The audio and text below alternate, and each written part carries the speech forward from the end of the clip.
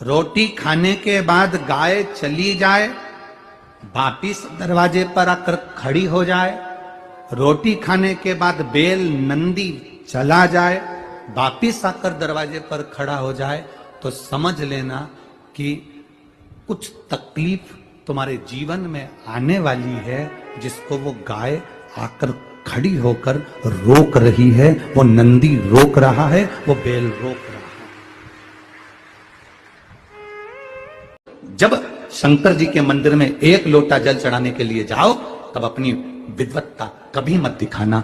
कोई जल चढ़ा रहा है, आड़ा टेढ़ा चढ़ा रहा है, शंकर जी को जल चढ़ाते समय तुम्हें नहीं कहना है कि जल ऐसे चढ़ाओ। तुम जब वो जल चढ़ाकर मंदिर के बाहर चले जाए और आप भी मंदिर के बाहर हो जाओ, तब कहो कि तुम गलत तरीके से जल चढ़ा रहे थे, जल चढ़ाने का तरीका ये है, बेलपत्री चढ़ाने का तरीका ये है। पर भोलेनाथ के सामने अपनी विद्वत्ता नहीं दिखाना, अपना विद्वान पद मत दिखाना। भगवान के सामने ये मत दिखाना कि मुझे बहुत कुछ आता है और इसको कुछ नहीं आता। भगवान के सामने तुम ये कभी मत दिखाना कि मुझे सब कुछ आता है, इसको कुछ नहीं आता। जितने छोटे बन जाओगे मेरे भोले बाबा के आगे, जितने नरम बन जाओगे मेरे शंकर जी के सामने, जितने छोटे बन जाओगे उतनी झोली भरकर अपने घर पर लेकर जाओगे। जितने छोटे बन सकते हो उतने। आ गया पूर्णिमा की रात्रि, बड़े से बड़ी बीमारियां, बड़े से बड़े रोग, बड़े से बड़े बड़े कष्ट इस पूर्णिमा की रात्रि को छूट जाए। दमे की बीमारी, श्वास की बीमारी, अनिद्रा की बीमारी, रात्रि को जगना, ये सारी बीमारियां पूर्णिमा की रात्रि को अगर व्यक्ति अपने जीवन को सुखमय बनाए, अपने जीवन को आनंदमय बनाए, तो सब छूट सकता। पूर्णिमा की रात्रि को पीपल के पत्ते 5 लेकर उसके ऊपर खीर डालकर रात्रि को खा लेने से महाराज दमे की बीमारी, श्वास की बीमारी रुक जाती है। वो बीमारी बढ़ती नहीं है, उससे कष्ट नहीं होता। जिन बच्चों के नेत्र कमजोर होते हैं, रोशनी कमजोर होती है, पूर्णिमा के दिन रात्रि को 12 बजे भगवान चंद्रदेव का दर्शन कराइए। 5 से 7 मिनट तक नयन मिलाए चंद्रदेव के साथ, और बाद में एक पीपल के पत्ते पर खीर जो चंद्र के नीचे रखी हुई है, उसी खीर को चटा दीजिए, फिर चंद्र का दर्शन कराओ।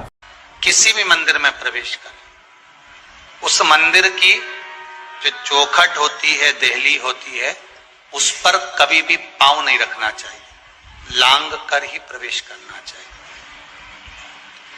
कारण शिव महापुराण की कथा में, स्कंद पुराण में,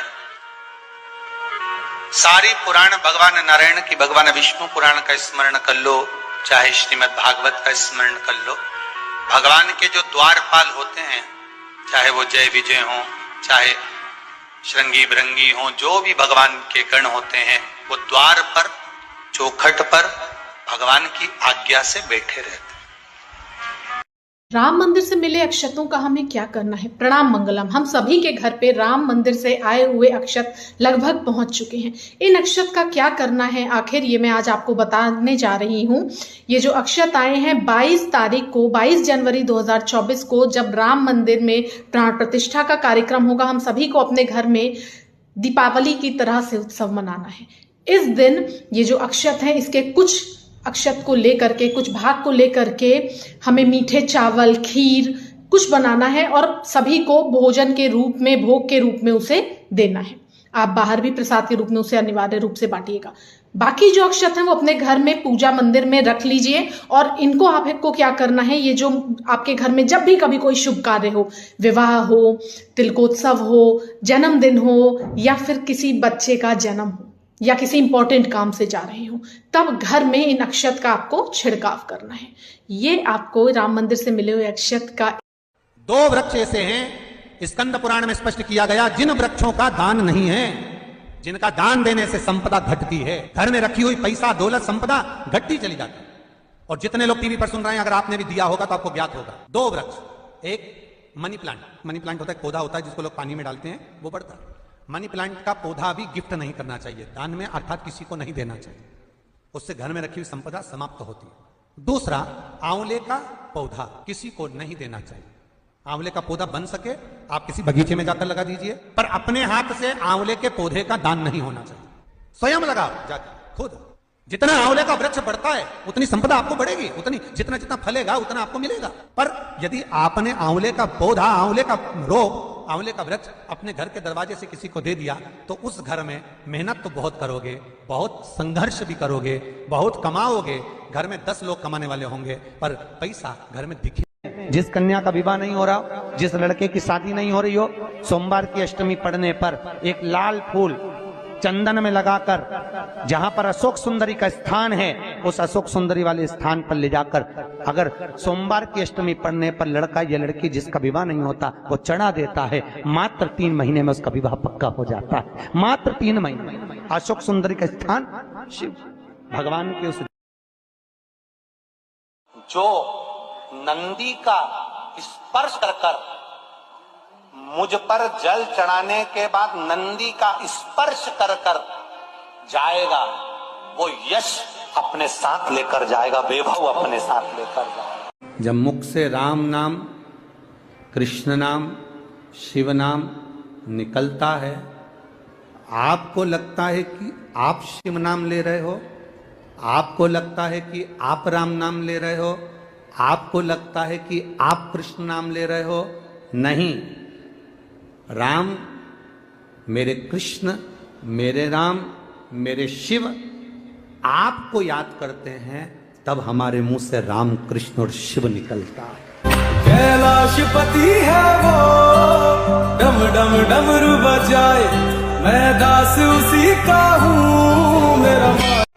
शंकर भगवान के मंदिर में झाड़ू लगाने वाला, शंकर भगवान के मंदिर में पोछा लगाने वाला, शंकर भगवान के मंदिर में जल भरने वाला, शंकर भगवान के मंदिर में आरती उतारने वाला, शंकर के मंदिर में पूजा करने वाला, शंकर के मंदिर में चाकरी करने वाला, शंकर के मंदिर में सेवा करने वाला दूसरी बार जन्म नहीं लेता, वो भगवान शंकर के धाम में ही रहता है।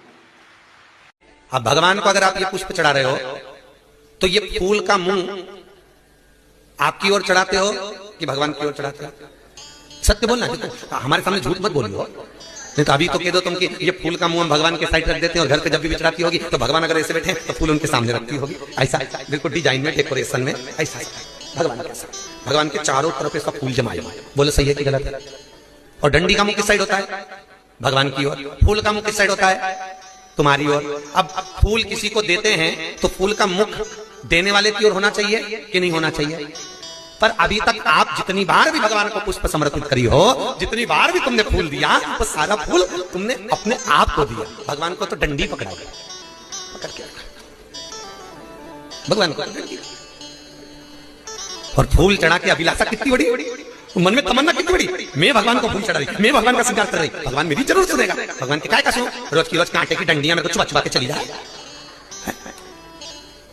नारी मस्तक पर मांग में सिंदूर भर रही है, नाक पर गिरा शुभ है, जमीन पर गिरा शुभ है, जमीन पर गिरा वो शुभ है, पर मांग का सिंदूर।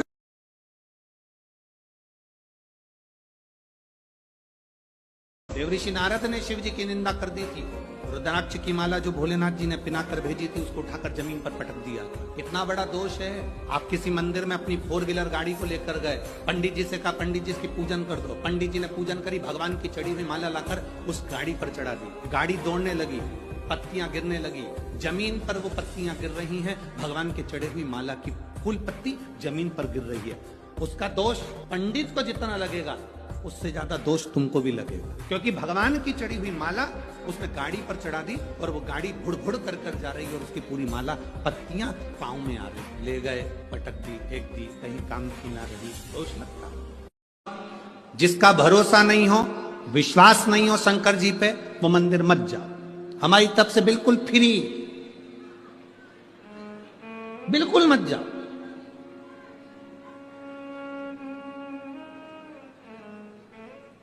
चतुर्थी, अष्टमी, नवमी,